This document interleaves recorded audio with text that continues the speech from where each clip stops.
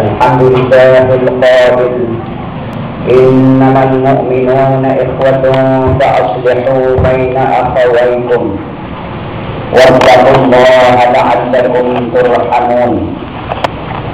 أشهد أن لا إله إلا الله وحده لا شريك له وأشهد أن محمدا عبده ورسوله. اللهم صل وسلم وبارك على سيدنا محمد وعلى آله وأصحابه أجمعين. أما بعد، فيا أيها الحاضرون اتقوا الله تعالى وفعلوا الخيرات وأحسنوا بين أخويكم إن الله يحب المحسنين.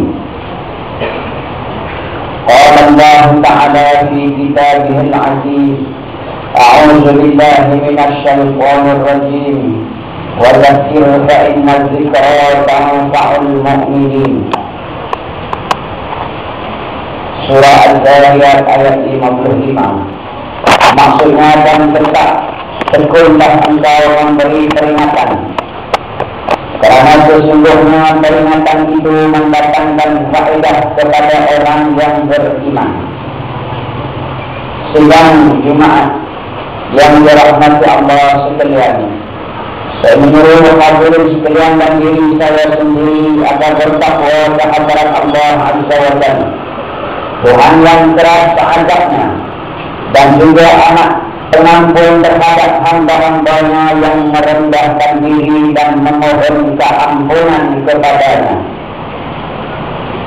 Hari ini marilah kita merenung sebuah hadis Rasulullah sallallahu alaihi wasallam an Abi Hurairah radhiyallahu anhu anna Rasulullah sallallahu alaihi wasallam qala: haqqul muslimi 'alal muslimi sittun illa wa ma hunna ya Rasulullah.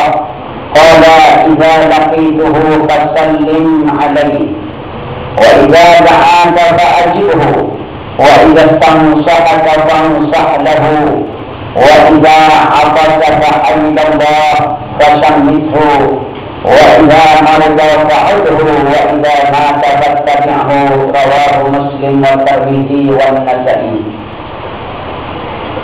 Daripada Abu Hurairah radhiyallahu anhu bahwa Rasulullah sallallahu alaihi wasallam bersabda, hak seorang muslim ke atas muslim yang lain 6 perkara. Ditanya apakah perkara-perkara itu, wahai Rasulullah? Sabdanya, apabila bertemu hendaklah memberi salam kepadanya.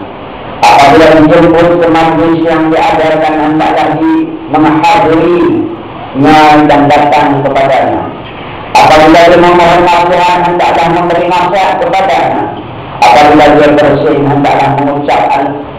Apabila dia bersin dia mengucap alhamdulillah, hendaklah didoakan baginya dengan yarhamukallah. Apabila dia sakit hendaklah menziarahinya, dan apabila dia mati ikutlah jenazahnya ke perkuburan. Sidang hadirin yang berbahagia, 6 prinsip di atas akan menjamin ukhuwah, kasih sayang dan menghidupkan kesejahteraan di dalam masyarakat. Mengikut pengarang kitab Subulus Salam yang dikehendaki dengan hak, di dalam hadis di atas adalah suatu perkara yang disuruh, yang tidak patut ditinggalkan, bahkan melakukannya ada dikira wajib dan sunat, dan termasuklah di bawah sunat muakkad yang tidak sepatutnya ditinggalkan. Marilah kita perincikan ke-6 perkara tersebut. Yang pertama, memberi salam. Islam mengajar bagaimana hubungan sesama muslim perlu diikat. Ikatan hubungan sesama Islam hendaklah diikat melalui ucapan Assalamualaikum warahmatullahi wabarakatuh, atau sekurang-kurangnya Assalamualaikum, yang bermaksud selamat sejahtera ke atas kamu dan Allah mencucuri rahmat dan keberkatan. Inilah ucapan yang manis, yang berakhlak, yang penuh dengan kemesraan dan kasih sayang, yang perlu kita luaskan penggunaannya di dalam menjalani kehidupan dunia ini. Dalam surat An-Nisa ayat 86 Allah berfirman, "Wa idza hayyitum bi tahiyyatin fahayyu bi ahsana minha aw rudduha. Inna Allaha kana 'ala kulli syai'in hasiba." Maksudnya, dan apabila kamu diberikan penghormatan dengan sesuatu ucapan hormat, yaitu seperti memberi salam, maka balaslah penghormatan itu dengan yang lebih baik daripadanya, atau balaslah dengan cara yang sama. Sesungguhnya Allah sentiasa menghitung setiap sesuatu. Kita yang menerima ucapan dan doa kesejahteraan tersebut hendaklah pula jawabnya dengan wajib dengan ucapan waalaikumsalam warahmatullahi wabarakatuh. Maka sekali lagi ikatan kasih sayang dan persahabatan dikuatkan dan diratakan. Di dalam hadap kita bertemu, memberi salam dan menjawab salam, kita juga saling berjabat tangan. Ini juga adalah tuntutan di dalam Islam. Perlu juga diingatkan bahawa salam hendaklah sesuai tempatnya, suasana dan bentuk majlisnya. Tidak boleh diucapkan di majlis yang ada maksiat atau hiburan yang bercanggah dengan syariat Islam, karena ia membanggakan ucapan yang mulia ini diperserbakan dan doa kehadrat Allah dipermainkan. Yang kedua, menerima sambutan atau undangan. Adab kita mengundang, menjemput orang ke rumah atau ke suatu majlis adalah mempunyai tujuan yang baik.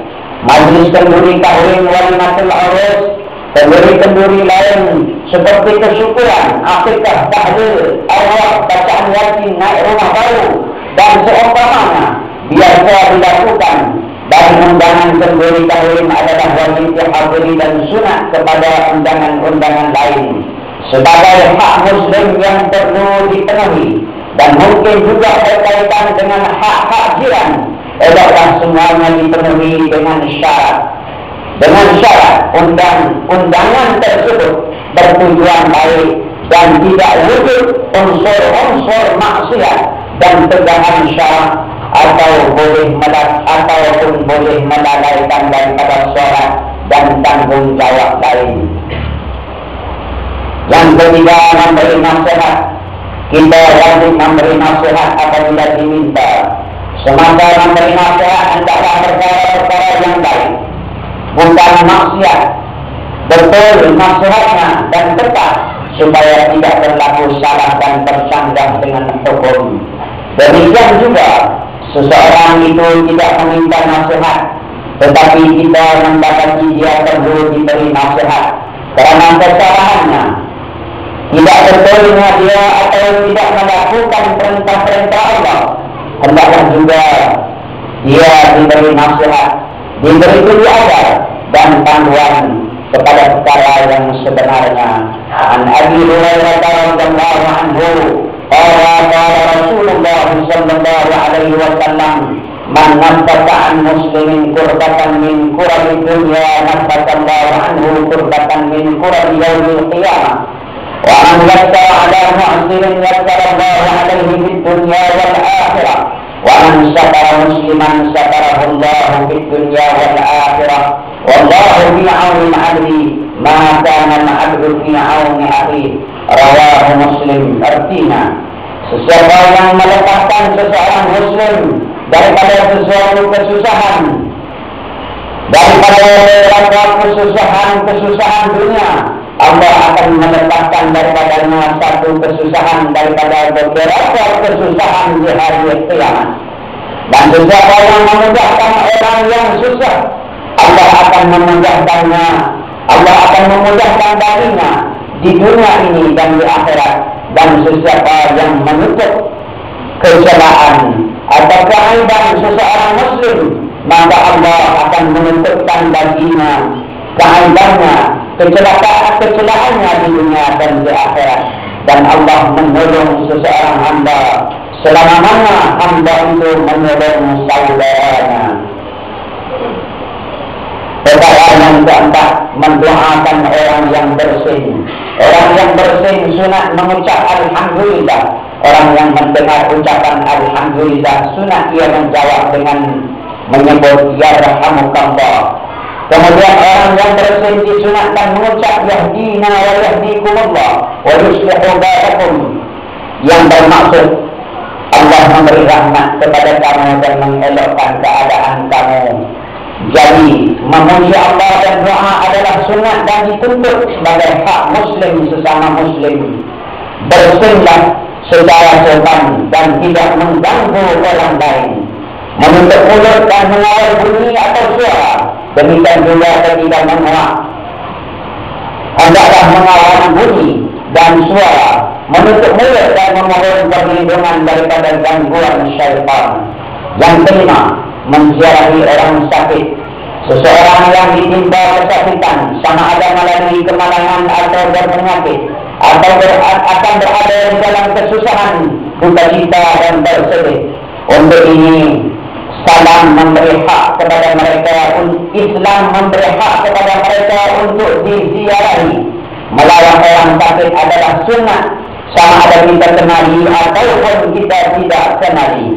Dengan itu dapat bertanya kabar, mendoakannya agar segera sembuh, memberi ketenangan jiwanya agar bersabar di atas ujian Allah, menerima qada qadar yang telah ditentukan oleh Allah kepadanya. Di antara adab menziarahi pesakit ialah tidak terlalu lama berada bersamanya kecuali diperlukan, mendoakannya supaya sembuh, minta ia banyak mengingati Allah dan memohon pertolongan Allah, memberi keyakinan bahawa dia akan sembuh, tidak menceritakan kematian orang itu dan orang ini dengan penyakit seperti yang dia alaminya, membawa buah tangan seperti makanan atau buah-buahan yang boleh dimakannya, dan menasihatkannya agar makan budak dan makan dan memulihkan kesehatannya. Ada juga kita menasihatkan ahli keluarga supaya menjaga pesakit dengan baik, terutama anak-anak atau istri atau suaminya, bersabar di atas badai bencana dan kesusahan yang terbit daripada masalah tersebut. Sidang jemaat yang dirahmati Allah, di segi hukum menziarah pesakit adalah sunat mengikut jumhur ulama, dan ada ulama mengatakan fardu kifayah, dan mengikut Imam Bukhari mengatakan hukum menziarahi pesakit itu adalah wajib. Yang terakhir, mengiringi jenazah. Antara hak muslim sesama muslim ialah mengiringi jenazah. Suatu kematian hendaklah dikunjungi dan berdoa kepadanya supaya diampunkan dosa-dosanya. Kita juga mengucapkan takziah kepada keluarganya, membantu dan menguruskan jenazah. Empat perkara yang wajib disempurnakan apabila kematian berlaku, yaitu memandikannya, mengkafankannya, mensalawatkan jenazah, melakukan salat jenazah dan mengebumikannya di tanah perkuburan. Dengan menziarahi pesakit dan mengiringi jenazah ke tanah perkuburan akan mengingati kepada kematian, dan dengannya dapat menyedarkan kita untuk mematuhi perintah-perintah Allah serta menjauhi segala larangan-larangannya. An Abi Sa'id al-Khudri radhiyallahu anhu qala qala Rasulullah sallallahu alaihi wasallam awdul marid wa atbi'ul janaiz tudzakirukum al-akhirah, rawahu Ahmad wal Bazzar wa Ibnu Hibban. Artinya, merawatlah orang sakit dan iringlah jenazah ke kubur akan mengingatkan kamu akan hari akhirat. Sidang jemaat yang dirahmati Allah, peliharalah 6 perkara tersebut bagi menjamin kemuliaan insan di sisi Allah dan keluasan hidup berkerahkan keredaan Allah dan kesejahteraan masyarakat. Ingatlah firman Allah dalam surah Al-Imran ayat 112, ضربت عليهم الذلة أينما ثقفوا إلا بحبل من الله وحبل من الناس وباءوا بغضب من الله وضربت عليهم المسكنة ذلك بأنهم كانوا يكفرون بآيات الله ويقتلون الأنبياء بغير الحق ويقتلون الأنبياء بغير حق ذلك بما عصوا وكانوا يعتدون. Zalika bima asaw wa kanu ya'tadun. Maksudnya mereka ditimpakan kehinaan daripada segala jurusan di mana sahaja mereka berada, kecuali dengan adanya sebab daripada Allah dan adanya sebab dari manusia, dan sudah sepatutnya mereka beroleh kemerdekaan dari Allah dan mereka ditimpa kemiskinan dari segala jurusan. Yang demikian itu disebabkan mereka sentiasa kufur, ingkar akan ayat-ayat Allah dan ingkar akan perintah-perintahnya, dan mereka membunuh nabi-nabi dengan tiada alasan yang benar. Semuanya itu disebabkan mereka durhaka dan mereka sentiasa menceroboh hukum-hukum Allah. Barakallahu li wa lakum bil Qur'an was sunnah wa nafa'ani bima fihi wa nafa'ani wa iyyakum bima fihi ma min al ayati wal hikmah wa taqabbala minni wa minkum tilawatahu innahu huwas samiul alim. Aqulu qawli hadha wa astaghfirullah al-azim li wa lakum wa lisa'iril muslimina wal muslimat wal mu'minina wal mu'minat fastaghfiruhu innahu huwal ghafurur rahim.